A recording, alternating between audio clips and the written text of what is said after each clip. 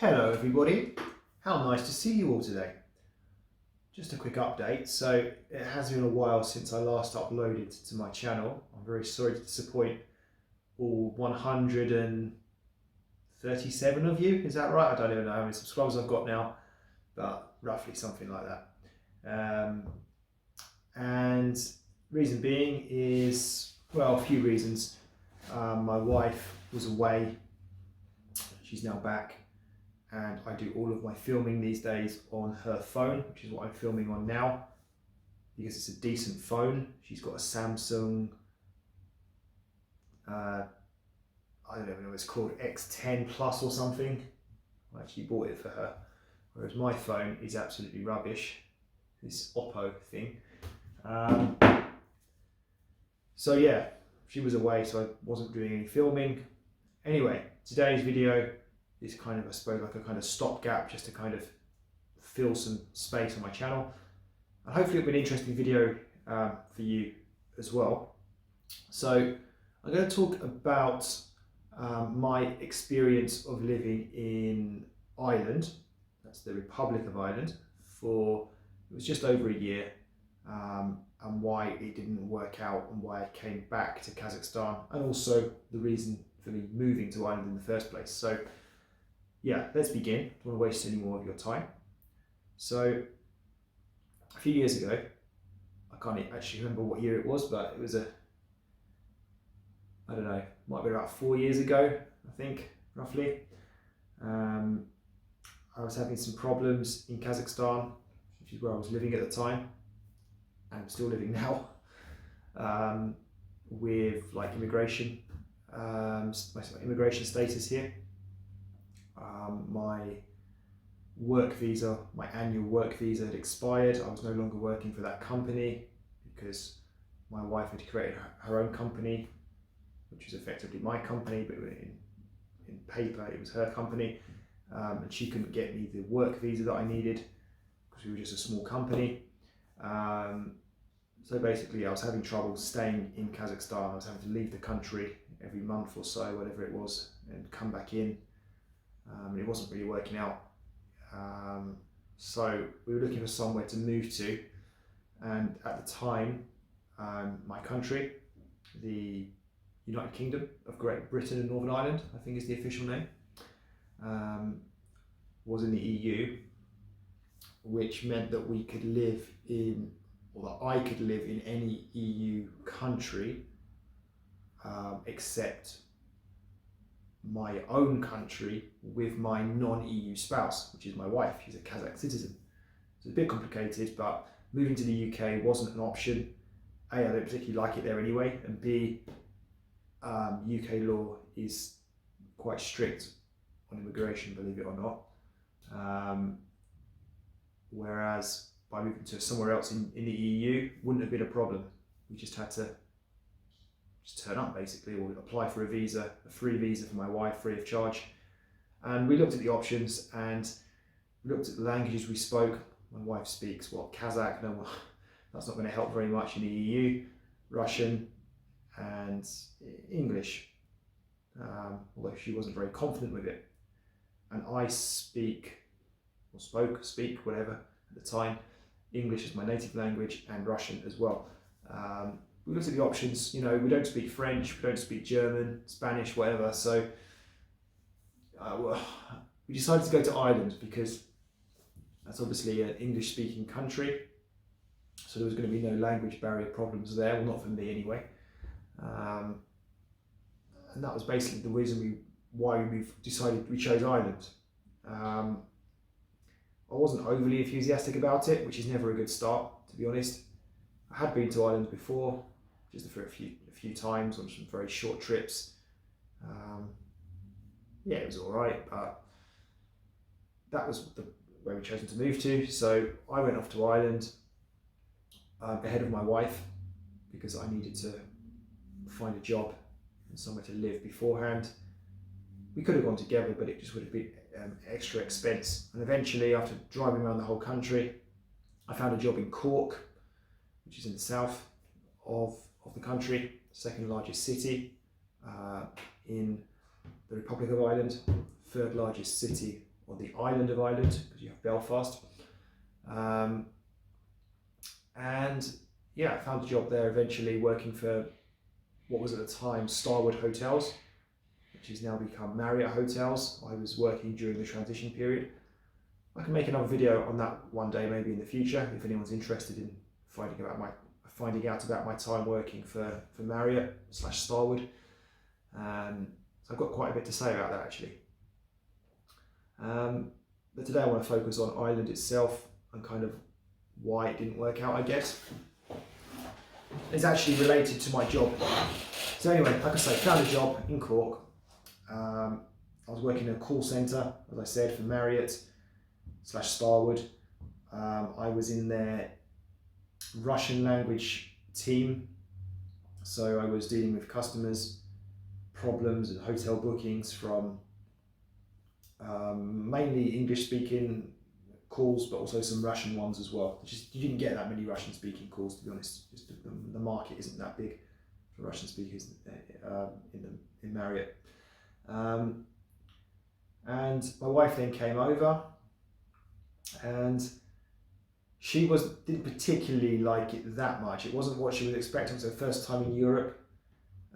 We actually came over together. I went back to go and get her back to Kazakhstan to bring her to Europe, to Ireland, and we went via Amsterdam. We had one night in Amsterdam, and she absolutely loved Amsterdam. It was amazing. I loved it as well. It was my first time there since childhood, so it was all completely new to me. And yeah, absolutely loved Amsterdam. And obviously I knew, because I'm living in Cork, I knew that Cork, it was nothing compared, it was nowhere near as good as Amsterdam. But my wife didn't. She was expecting Cork to be the same. So she turned up in Cork, and yeah, it just didn't live up to expectations, especially after coming from Amsterdam. After one night in Amsterdam and seeing the city, getting a good little glimpse of it. So I think, getting more into sort of the crux of the matter here, I think the problem for me was I didn't particularly like the Irish lifestyle maybe. It's a very beautiful country. Didn't have a car, which made things a little bit awkward. Ireland is definitely not a good country for public transport. You do really need your own car, especially if you want to get out and about, outside of the cities, which is what Ireland is so, well known for. Its beauty, natural beauty. Did rent a car a few times. That's a story in itself. But yeah, not having a car was a bit of a negative, I think. And I think for me the biggest problem was I was working for a company, whereas I'd come from Kazakhstan, where I was running my own company. I was the boss. I was doing what I wanted to do. And it was a huge shock having to work for someone, being told what to do, being at the very bottom of the food chain. I was just, wasn't earning minimum wage. It was just a bit higher, but it was pretty low salary. I don't know what it was, I can't remember, like 22,000 euros per year or something. And yeah, I had managers breathing down my neck. I don't want to go into it too much. I can make another video about the job itself, but yeah, I just didn't like being told what to do. I've realised now in life that I just don't want to work for anyone. I want to earn money on my own. I don't mind telling other people what to do, but when people are telling me what to do, no, I just don't like it. It's just not for me. And I believe in life, you should do what you want to do. So yeah, I've got my own business here in Kazakhstan, and I never intend to work for anyone ever again, to be quite honest with you. You never know, but sorry, this thing's coming out of my ear a little bit.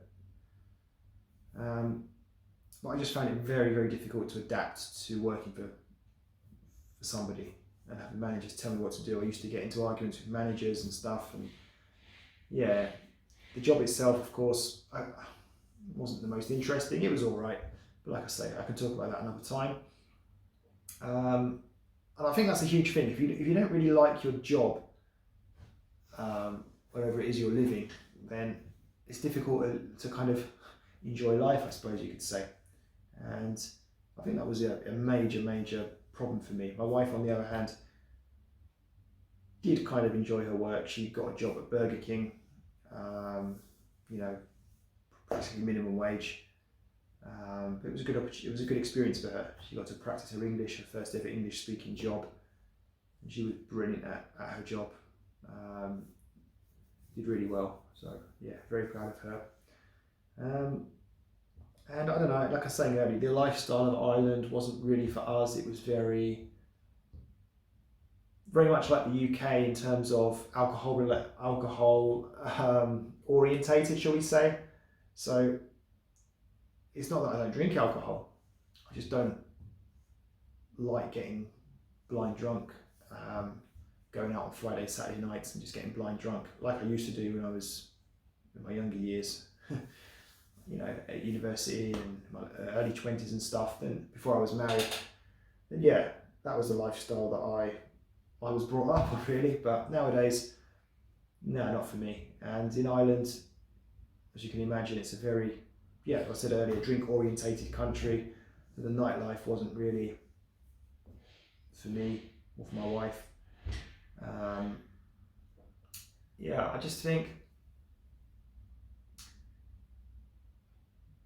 maybe if we lived in Dublin, I know Dublin's a lot more expensive, but maybe it's a more interesting city than Cork. Not that there's anything wrong with Cork. It's an all right place.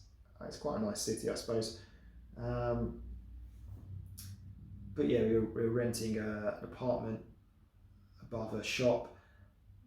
I think I felt, maybe thinking about it, I felt a little bit like, what's the word? Basically, when I'm in Kazakhstan, where I am now, I feel quite, maybe subconsciously feel a bit kind of special kind of thing. Like, you know, I'm the boss, I'm from England. People, when you say to people, oh, you're from England, they're like, oh. Plus, of course, is the fact I can speak Russian and practice my Russian, which I really like doing in Ireland.